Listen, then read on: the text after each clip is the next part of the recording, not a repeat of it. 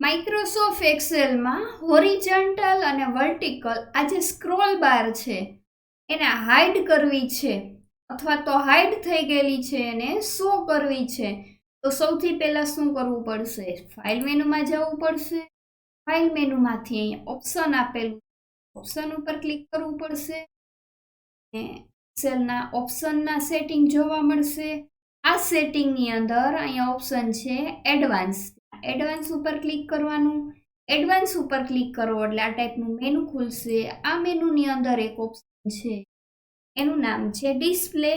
Display મેનુની અંદર બે option આપેલા છે.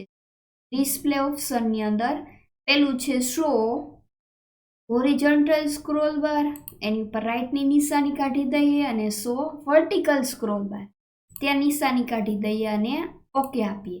તો જુઓ મિત્રો, અહીંયાથી તમને હોરિઝોન્ટલ અને વર્ટિકલ સ્ક્રોલ બાર છે હાઇડ થઈ જાય. હવે જો એને ફરીથી લઈ આવી હોય તો ફાઇલ મેનુમાં ઓપ્શનની અંદર એડવાન્સ સેટિંગ અને એની અંદર ઓપ્શન આવે છે ડિસ્પ્લે.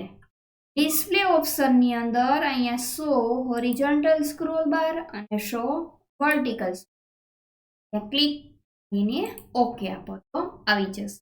Thank you.